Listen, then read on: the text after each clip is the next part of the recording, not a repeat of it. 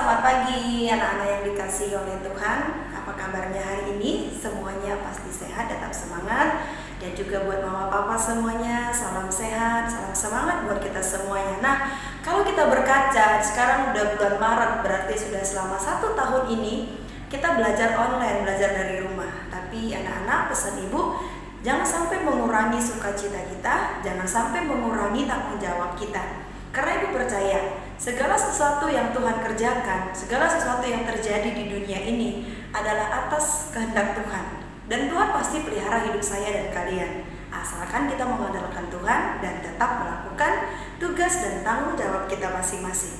Dan jangan pernah lupa berdoa sebelum memulai aktivitas kita. Mari anak-anak, kita akan lanjutkan materi kita hari ini.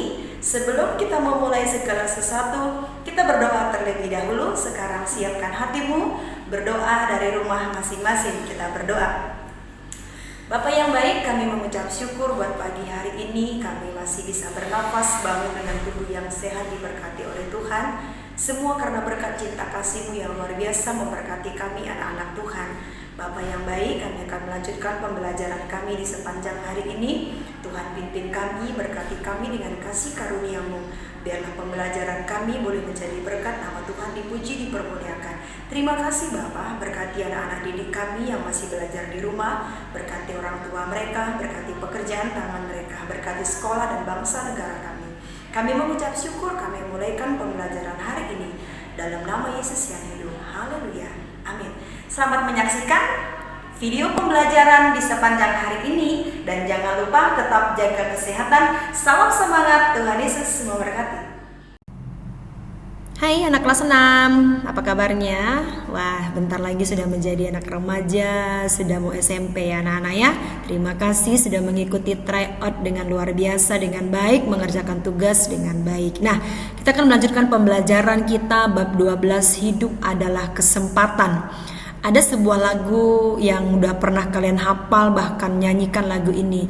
Hidup ini adalah kesempatan, hidup ini untuk melayani Tuhan. Jangan sia-siakan waktu yang Tuhan beri. Hidup ini harus jadi berkat. Nah, kali ini pun pembelajaran kita adalah tentang bab 12, hidup adalah kesempatan. Kita melihat satu persatu dari materi tersebut. Bagian pertama A, kesempatan selalu berkaitan dengan waktu. Yang namanya kesempatan pasti ada kaitannya dengan waktu. Kita melihat yang pertama.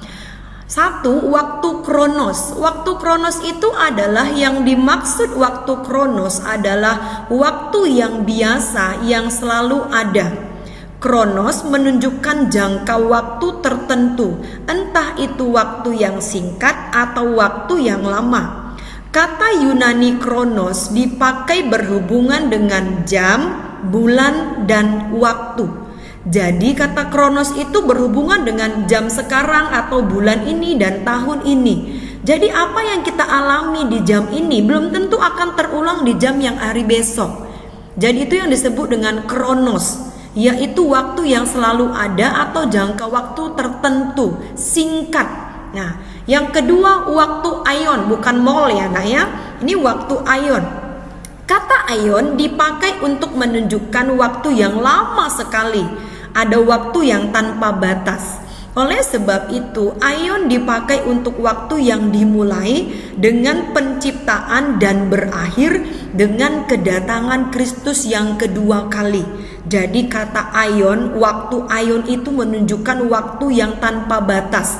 Contohnya dimulai dari penciptaan Allah sampai nanti berakhirnya dengan kedatangan Kristus yang kedua kali. Nah, yang ketiga waktu kairos. Kata kairos berbicara tentang periode tertentu.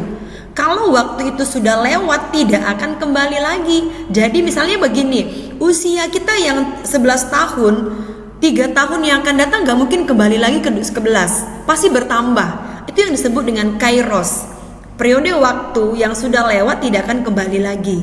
Ini berbicara tentang kesempatan atau momentum yang ada di waktu-waktu tertentu, kalau tidak digunakan maka waktu itu akan hilang. Dengan kata lain, gunakanlah kesempatan yang ada. Hidup ini adalah kesempatan. Jadi jangan pernah sia-siakan waktu yang Tuhan berikan dalam hidup kita. Karena apa yang akan terjadi hari ini tidak akan bisa terulang di tahun yang akan datang. Yang sudah lewat tidak akan bisa kembali lagi. Yang sudah meninggal tidak akan bisa kembali lagi kepada kita, ke dunia ini. Semua kembali kepada penciptanya, yaitu Yesus Kristus. Nah, itu bagian yang A, kesempatan selalu berkaitan dengan waktu. Bagian B, apa pesan dalam Alkitab untuk waktu? Dalam Alkitab ada pesan untuk kita tentang waktu. Dalam Efesus 5 ayat 15 sampai 17. Ayat 15 berkata, "Karena itu perhatikanlah dengan seksama bagaimana kamu hidup. Janganlah seperti orang arif." Jadi firman Tuhan menjelaskan kepada kita, kita harus memperhatikan hidup kita, ya, bagaimana kita hidup. Dan ayat yang ke-16, "Pergunakanlah waktu yang ada karena hari-hari ini adalah jahat." Jadi waktu yang Tuhan berikan jangan pernah sia-siakan. Kita diberikan waktu belajar, bekerja, beraktivitas selama 6 hari. Tuhan hanya meminta hari sabatnya, hari kudusnya, hari ke-7, hari beribadah kepada Tuhan, hari Minggu. Jangan sia-siakan waktu yang Tuhan berikan. Ketiga, ayat 17, "Sebab itu janganlah kamu bodoh, tetapi usahakanlah supaya kamu mengerti kehendak Allah." Jadi kita diajarkan, dipesankan kepada kita jangan seperti orang bodoh, ya, tapi usahakan mengerti kehendak Allah. Masih banyak sekali ayat-ayat yang berpesan tentang waktu yang harus kita jalani. Tapi ayat ini, 3 ayat ini mengingatkan kita supaya kita mempergunakan waktu dengan baik. Dan dalam Efesus 2 ayat 10 bagian C dijelaskan, karena kita ini buatan Allah. Kita ini diciptakan dalam Kristus Yesus untuk melakukan pekerjaan baik yang dipersiapkan Allah sebelumnya. Ia mau supaya kita hidup di dalamnya. Jadi segala sesuatu yang Tuhan sudah ciptakan, waktu yang Tuhan berikan, tujuan Tuhan hanya satu, supaya nama Tuhan dipermuliakan di dalamnya dan supaya kita hidup di dalam Dia. Bagian D, cara menggunakan kesempatan yang Tuhan berikan hari-hari ini. 1, digunakan dengan sebaik-baiknya karena kesempatan tidak bisa didapatkan untuk kesekian kali. Jadi gunakan waktu dengan sebaik mungkin. 2, menggunakan dengan baik dan memikirkan terlebih dahulu. Jadi apa yang kita lakukan hari ini kita harus pikirkan, bermanfaat atau tidak, berguna atau tidak, dan menyenangkan hati Tuhan atau tidak. Dan ketiga, jangan sia-siakan waktu yang ada atau jangan menunda kesempatan. Contohnya, kamu seorang pelajar, tugas kamu banyak, tanggung jawab kamu banyak. Jangan menunda-nunda pekerjaan sampai menumpuk, akhirnya apa? Malas dan tidak dikerjakan. Ini cara menggunakan kesempatan waktu yang Tuhan berikan, yaitu gunakan dengan sebaik mungkin. Nah, apa kesimpulan pembelajaran hari ini buat saya, buat kalian, buat kita semuanya dalam bab 12? Hidup adalah anugerah Tuhan yang harus kita gunakan dengan benar dan untuk kemuliaan Tuhan. 2, selama Tuhan masih memberikan kita nafas kehidupan, itu artinya kesempatan kita untuk berkarya bagi Tuhan.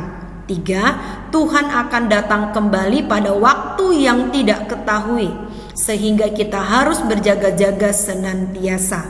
4, kesempatan untuk melayani berarti menjadi berkat bagi orang lain. Ingat, hidup adalah anugerah Tuhan dan kesempatan yang Tuhan berikan kita kerjakan, berkarya untuk kemuliaan bagi nama Tuhan. Biarlah materi ini boleh menjadi berkat bagi kita, nama Tuhan dipuji, dipermuliakan di dalamnya. Seperti biasa, tugas kalian mencatat materi dari video tersebut, video ini di buku catatan lalu japri ke Ibu. Terima kasih, Tuhan Yesus memberkati, selamat mengerjakan.